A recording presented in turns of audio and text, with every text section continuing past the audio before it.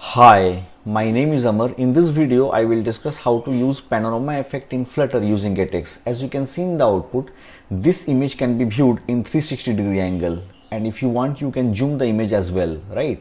And here I have created a floating action button. And if you click on the floating action button, then you can select the image from gallery or from camera, and the selected image will be displayed with panorama effect. And to do that, here I have created this project by using the getCLI tool. After creating the project in the pubspec.yaml file, I have taken two dependency. One is Panorama and another one is the image picker. Now this image picker plugin works out of box for Android, but for iOS we need to do some configuration which we can find from the pub.dev site. Right now I will move to the home view. In the home view, you can see I have created this floating action button, and in the on pressed here I need to write the code to select the image from camera or from gallery, right? And to do that, in the home controller I need to write the code. Now here you can see here I have created a variable selected image path which is initialized with blank value, and I have made it reactive with the help of .obs. Fine. Now here I will create a method void. Let the method name be getImage, and this getImage will take image source as parameter. Now this image source we are getting from the image picker plugin which we have taken in the pubspec.yaml file. Now I will declare this method as async, right? And here I will declare a variable final picked file equals to await image picker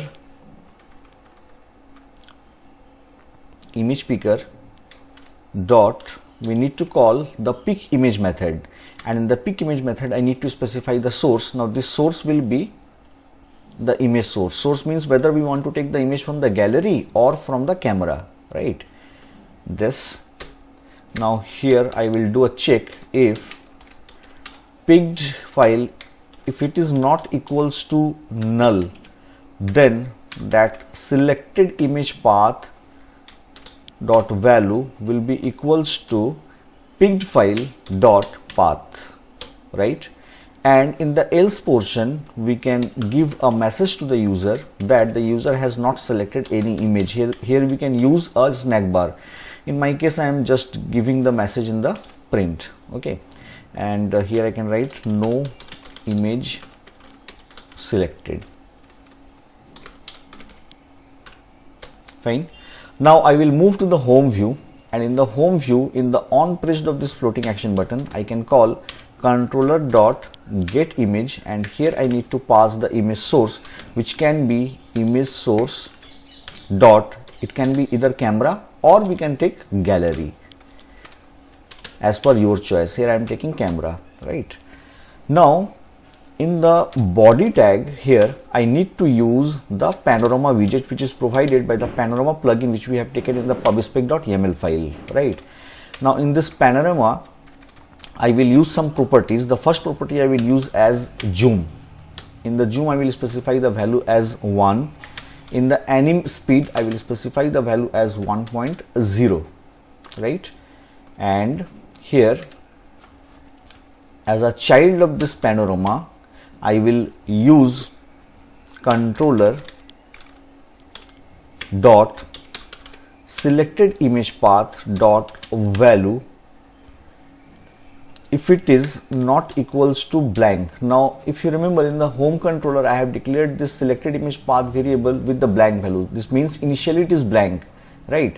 And if it is blank, and if it is not blank, then here what I will do, here I will write image dot file, and here I need to write file controller dot selected image path dot value, and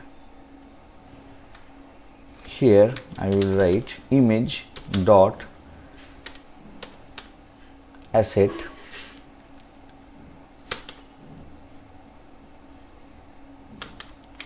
and in image.asset I need to specify image slash place.jpg. Now here what I have done, let me make you understand. Here I need to put one more bracket, and this will be asset, right?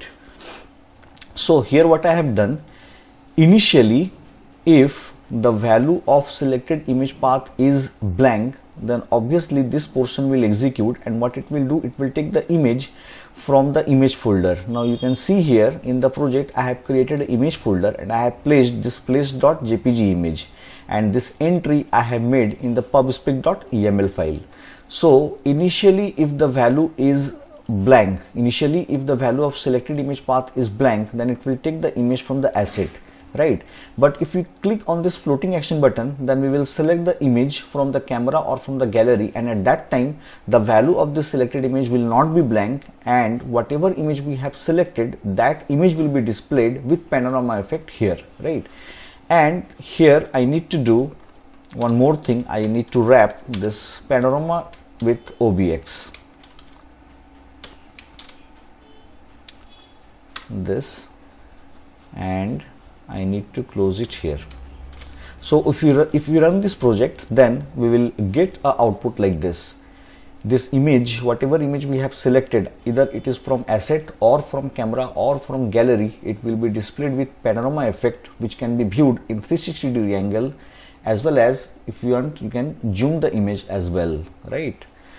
If you like my video, please subscribe to my channel. Thank you so much for watching.